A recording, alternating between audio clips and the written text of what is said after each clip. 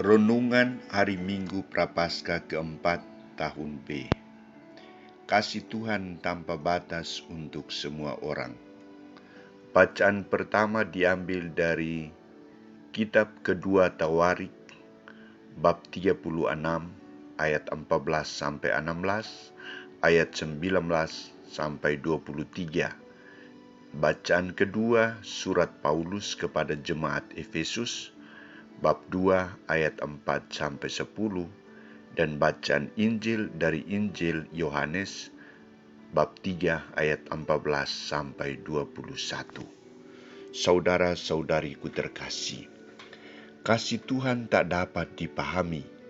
Kasih Tuhan itu misteri.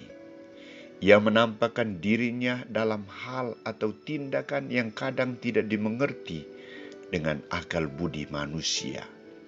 Misalnya, apabila seorang pemuda ganteng menikah dengan seorang gadis cantik, hal itu wajar.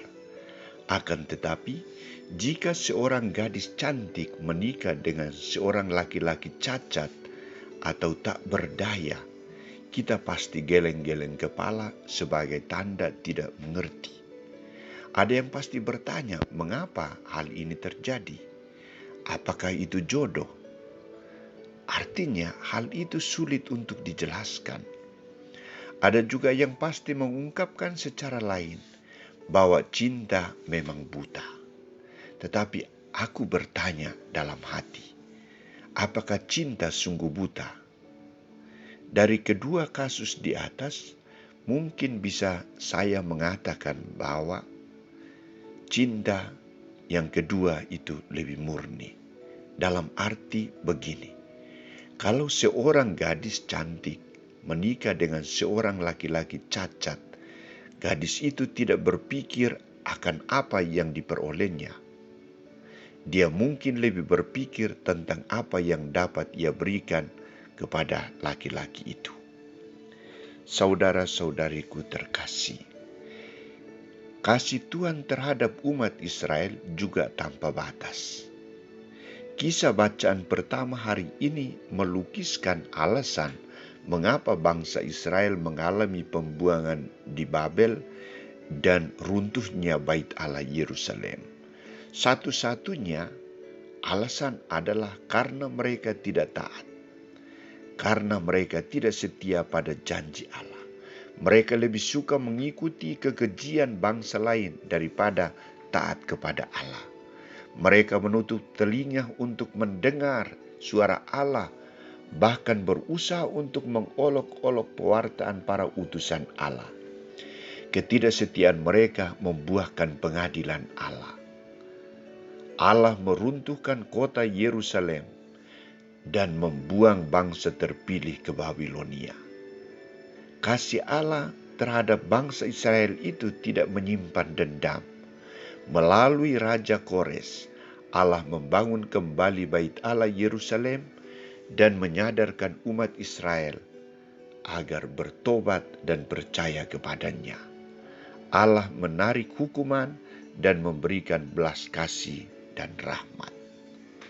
Saudara-saudariku terkasih, Santo Paulus merefleksikan tindakan Allah ini dengan memberikan sebuah ajakan kepada umat Efesus bahwa kita telah mati oleh kesalahan-kesalahan kita, namun oleh kasih karunia kita telah diselamatkan.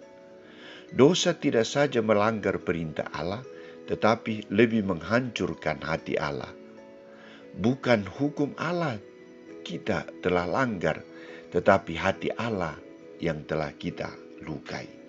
Maka satu-satunya jalan untuk memulihkan hubungan kita dengan Allah adalah pengampunan yang cuma-cuma dari Allah. Pengampunan gratis dari Allah, karena dibayar mahal oleh Allah sendiri dengan korban putranya di salib. Saudara-saudariku terkasih, Santo Yohanes dalam kisah Injil hari ini melukiskan sikap Allah yang begitu mencintai manusia dalam diri Yesus Kristus. Untuk mewujudkan cintanya terhadap manusia, Allah melakukan apa saja yang dikehendakinya. Ia memberikan yang terbaik untuk manusia tanpa memandang siapakah orangnya dan apa yang telah diperbuatnya. Cinta kasih Allah sesungguhnya tidak bersyarat. Ia memperlakukan semua orang sama. Ia mencintai orang-orang berdosa, orang cacat, baik secara rohani maupun jasmani. Dosa manusia tidak menjadi alasan bagi Allah untuk berhenti mencintai manusia. Untuk menjelaskan hal ini, Yohanes dengan tegas mengungkapkan pernyataan dari Allah sendiri. Karena begitu besar kasih Allah akan dunia ini, sehingga Ia telah mengaruniakan anaknya yang tunggal, supaya setiap orang yang percaya kepadanya beroleh hidup yang kekal. Saudara-saudariku, Allah adalah kasih karena Ia bertindak dan berbuat bukan untuk kepentingan dirinya, melainkan untuk kesejahteraan kita. Maka bagaimana tanggapan kita terhadap cinta Allah yang begitu luar biasa di pekan Prapaskah yang keempat ini? Caranya sangat sederhana. Kita kembali membaharui sikap ketaatan dan kesetiaan kita terhadap perintah-perintahnya. Rajin berdoa, berpuasa, meninggalkan segala kesalahan dan hidup sebagai orang baik dan benar. Berbagi atau beramal kasih dengan sesama yang menderita atau yang membutuhkan. Tak ada kasih yang lebih besar dari kasih seorang yang memberikan nyawanya untuk sahabat-sahabatnya.